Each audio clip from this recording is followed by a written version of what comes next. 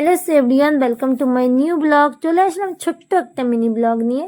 তো আজকে আমার একটু ছিল ছোট ছোট কিছু কাজ, যেগুলো আর কি আমার করতে হবে। 2-3 ধরে হয়ে গেছে, বাট ড্রাই ক্লিনওয়ালাকে বলেছিলাম আসার জন্য, বাট উনি আসার সময়ই পাইনি। তো ভাবলাম কি চলো, 3-4টা শাড়ি রয়েছে, তো আমি নিজে আজকে ড্রাই ক্লিনের মতো আর কি সুন্দরভাবে করব।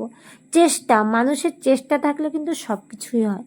বাট আমার না একটা জিনিস, কনফিডেন্স লেভেলটা না একটু বেশি, মানে ইচ্ছা যেটা মনে খুশি হয় না, কাজ করতে খুব ভালোবাসি।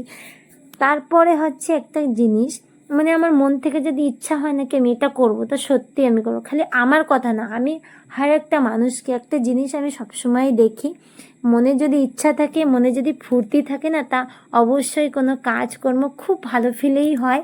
আর বেশিরভাগ আমার মনে সবসময় হাসি, মানে ফুর্তি ভরাই থাকে। কেন কি আমি কখনো মানে মন উদাস করে কোনো কাজ বাজ করি না, কেন কি আমার ভালোই লাগে না। বাট আমি সবসময় হাসি মুখেই থাকি, আমার খুব খুব ভালো লাগে। এখন যে ভিডিওটা আমি এডিট করার সময় যে ভয়েসটা ডালছি, আমার মানে এগুলো বলতে যে আমার খুবই হাসি পাচ্ছে। বাট দেখতেই পাচ্ছ আমি ওরকম আর কি পারিনি।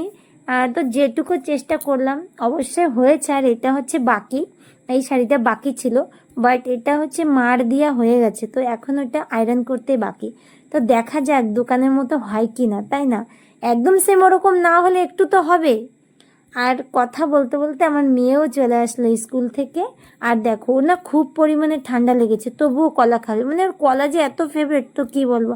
আর তোমাদের সঙ্গে একটা মানে নেক্সট ভিডিওতে আমি শেয়ার করব আমার মেয়ে স্কুলে যাওয়ার জন্য যে কত রকমের বাহানা করে, সেটা অবশ্যই জানাবো। আর যে আমার ভিডিওটা যদি ভালো লাগে প্লিজ লাইক করে দিও।